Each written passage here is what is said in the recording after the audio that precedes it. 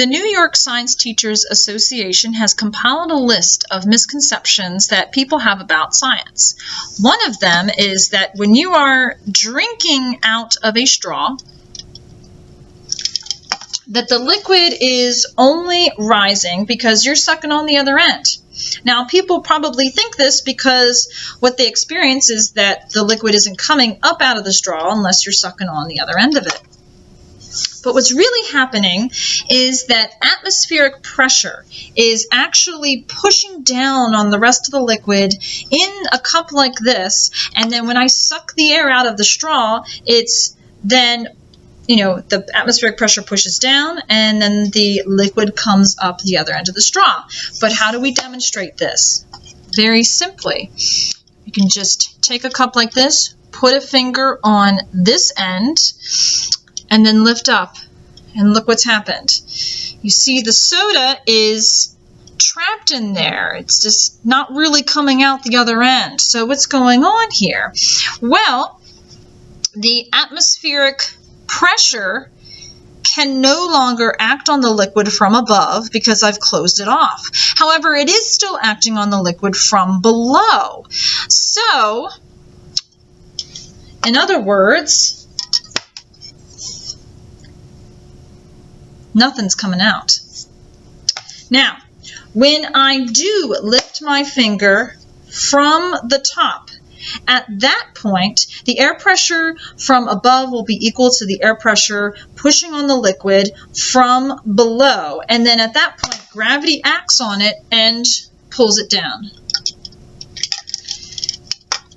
Now, there's another way to think about this to show that it's not just humans drinking out of straws that cause this water, this liquid, to come up.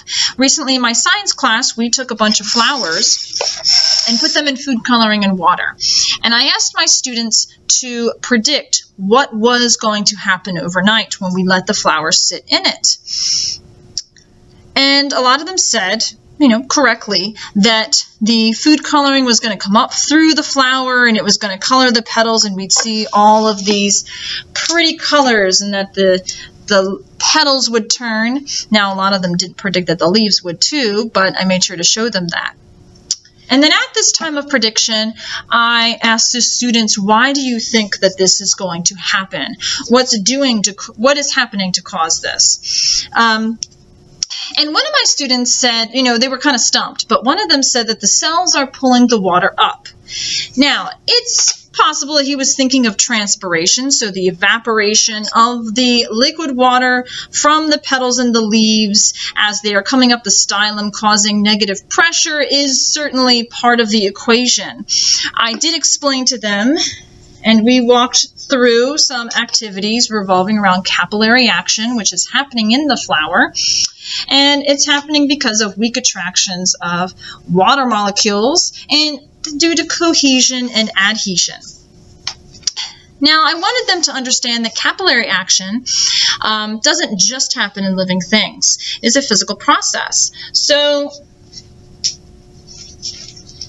to help illustrate this, I mentioned how if you dip, maybe clean up a mess or something, and you dip a napkin in liquid, the liquid travels upwards through the napkin, although the napkin's not alive.